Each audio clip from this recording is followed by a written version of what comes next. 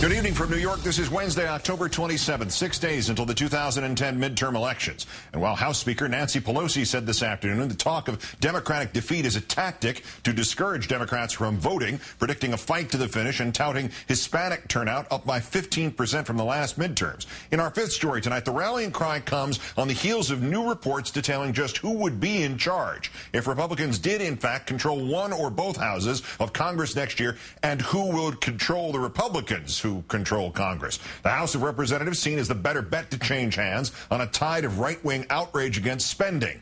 So who would run the Appropriations Committee? The ranking Republican is Congressman Jerry Lewis, notorious for earmarks. And according to the Public Campaign Action Fund, the recipient of more than $888,000 from lobbyists over his career. Republican Dave Camp would run Ways and Means, center stage for trying to roll back health care reform, healthcare and insurance industries, having injected more than $3 million into his coffers. Spencer Backus, heir presumptive at the Financial Services Committee, has securities and investment companies to thank for more than $1 million. Howard Buck McKeon would head up armed services, military contractors having armed him with a career total of $842,000. In the 2008 election alone, they only gave him $86,000, according to the New York Times. But this time, with the chairmanship in the crosshairs, they've shelled out nearly $400,000. An unnamed lobbyist who knows McKeon telling the Times, quote, business should be very good. Congressman Doc Hastings opposed new safety standards for offshore drilling after Deepwater Horizon. He got $10,000 from oil and gas in 2008. This year, the wannabe chairman of the Natural Resources Committee gets $70,000 pumped in from oil and gas. And the rich people who run these industries are not merely donating to campaigns. They are also funding anonymous ads against Democrats to ensure that the Republicans they're backing will be running those committees. Nor, it would seem, are they overly concerned about whether or not those ads are true. CQ Politics reporting that 2 ads paid for with money funneled through the American Action Network, run by former Minnesota Senator Norm Coleman and Eric Cantor's former chief of staff, have been pulled from the air. This one yanked by a Fox affiliate in Connecticut for its lie that health care reform meant, quote, jail time for anyone without coverage. Another pulled from the air by NBC's affiliate in Denver for claiming this. Viagra for rapists? With my tax dollars? And Congressman Perlmutter voted for it. No, he didn't. Of course, the candidates would not be the only new Republicans in town. They'd have to hire people to do the nuts and bolts of making Washington run. So who will run the offices of all the new anti-Washington tea-flavored outsiders? Insiders, lobbyists. CQ Politics again reporting that Speaker wannabe John Boehner and Republican Whip Cantor have already drawn up a list of about 75 to 80 candidates to run the offices of new House Republicans as their chiefs of staff, including, quote, current and former Capitol Hill staffers and lobbyists. A Cantor spokesperson saying, quote, it's important that newly elected Republicans have access to experienced, competent staff so that they can hit the ground running. An unnamed Republican lobbyist putting it this way: you want to be sure that the newbies, when they hit town, do not necessarily bring their campaign staff to run their congressional offices.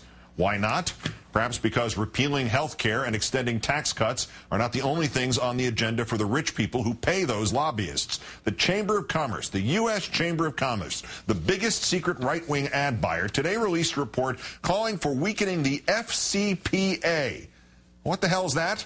The Foreign Corrupt Practices Act, which punishes American businesses for bribing officials overseas. Quote, unfortunately for the business community, an active FCPA enforcement environment appears likely to continue. The Chamber wants to make it easier for American companies to do business with corrupt officials, even, quote, in countries where many companies are state-owned, e.g. China. Even despite alleged hostility toward referencing foreign laws, pushing British and Italian laws as models for America's on this topic. Such improvements, the report says, are best suited for congressional action. Let's turn to Nick Neihart, Executive Director of the Public Campaign Action Fund. Thank you for your time tonight, Mr. Neihart. Sure. Thanks for having me on, Keith. Your group released this report today on the donations from the big businesses to the expected chairman-to-be or the likely ones of the Republican Party if they took the House. Why'd you do this? Well, most Americans want a government that's of, for, and by the people, and we may be about to get a government that's of the special interests. If you have an elections paid for by special interests, that's what you're going to see when the legislation comes out, and we wanted to point that out. How different is this from other years or from the Democrats? I mean, the standard answer to this would be this always happens, right? Well, to be sure, it's a bipartisan problem, but there is more money this year than we have ever seen before. House races are going to go way over $1 billion. Senate and House together over $2 billion. That's an awful lot of money, and I think it's important to look at what the people want in return. The premise of this Tea Party campaign is opposition to big spending. How much of their influence do you see in assessing whether a Republican Congress would be any different at all from the ones that sank this country into debt? Well, voters in 2006 voted for change. In 2008, they voted for change. And I think we're about to see voters asking for change again in 2010. But if you don't change who's funding the elections, if you rely on big money interests to pay for campaigns, you're going to see business as usual in Washington. So I think many Tea Party people are going to be very disappointed. And you just pointed out yourself that maybe the new head of the Appropriations Committee, which hands out earmarks, has taken hundreds and hundreds of thousands of dollars, nearly $900,000, from D.C. lobbyists. So do you really expect things to change when you have this kind of funding of elections? I mentioned the U.S. Chamber of Commerce and this call on the new Congress to make it easier for rich Americans to bribe officials overseas and then get away with it if they're caught, which seems to just sort of represent part of the American spirit in a bizarre way. But what else is on the agenda and not necessarily on the media radar to this point? Well, one interesting thing is the Chamber is running ads in 9 states that go after Democrats for, quotes, being job killers. And at the same time, in those states, companies there have outsourced 1.4 million jobs in these 9 states.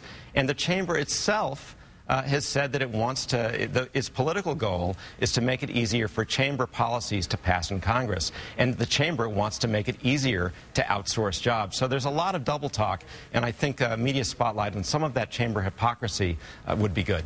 To your knowledge, do any of the Tea Party people know about any of the things that you've released?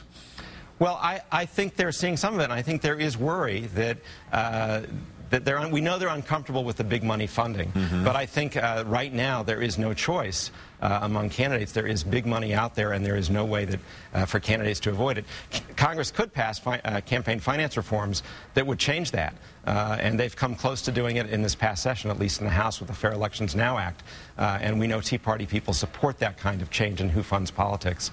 But we'll see. Again, business as usual money, and more of it than ever before, probably means less change in Washington, not more. Nick Neihart, the Executive Director of Public Campaign Action Fund. Tremendously informative. Great. Thanks for your time, sir. Thanks.